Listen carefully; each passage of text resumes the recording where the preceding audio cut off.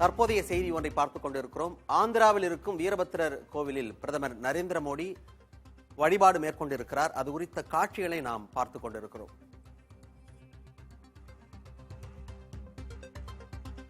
கூடுதல் விவரங்களோடு செய்தியாளர் கணபதி இணைந்திருக்கிறார். கணபதி, இந்த வீரபத்திரர் கோவிலுடைய சிறப்புகள் என்னென்ன? பிரதமர் நரேந்திர மோடி இன்று மற்றும் நாளை 2 நாட்கள் தென்னிந்தியாவிலே பயணம் மேற்கொண்டுள்ளார். அதிலே முதல் கட்டமாக ஆந்திர பிரதேச மாநிலம் லேபாக்ஷியில் உள்ள வீரபத்திரர் கோயிலிலே தற்போது வழிபாடு செய்வதற்கான நாம் பார்க்கிறோம்.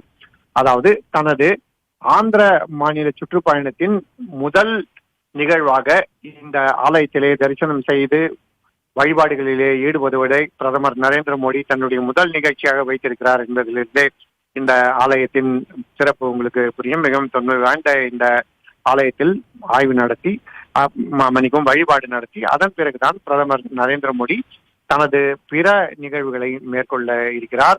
இன்று அவர் ஆந்திர மாநிலத்தில் உள்ள ஸ்ரீ சத்யசாய் மாவட்டம் சென்று அங்கு NACIN என அழைக்கப்படும் அமைப்பின் புதிய அகாடமி வளாகத்தை திறந்து வைக்கிறார்.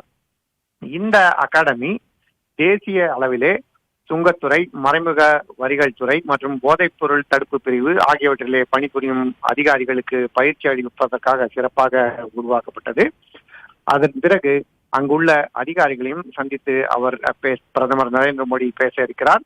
தற்போது பூட்டான் நாட்டின் அதிகாரிகள் இங்கே பயிற்சியில் ஈடுபட்டுள்ளனர். அவர்களையும் பிரதமர் நரேந்திர மோடி சந்திக்கிறார் என்பது குறிப்பிடத்தக்கது.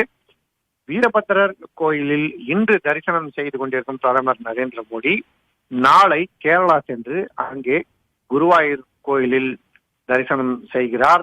அதன் பிறகு அங்கு வழிபாடுகளில் ஈடுபட்ட பிறகு திருப்பிரையார் ஸ்ரீ ராமசாமி ஆலயத்துக்கும் சென்று அங்கேயும் தரிசனம் செய்து வழிபாடுகளில் ஈடுபட இருக்கிறார்.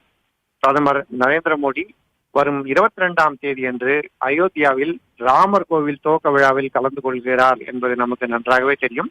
அதற்கு முன்னதாக தென்னிந்தியாவில் உள்ள பல முக்கியத்துவம் வாய்ந்த ஆலயங்களில் சென்று அவர் வழிபாடு நடத்துவது மிகவும் குறிப்பிடத்தக்கதாக கருதப்படுகிறது. மணிமாறன், விவரங்களை கொடுத்தமைக்கு நன்றி கணபதி.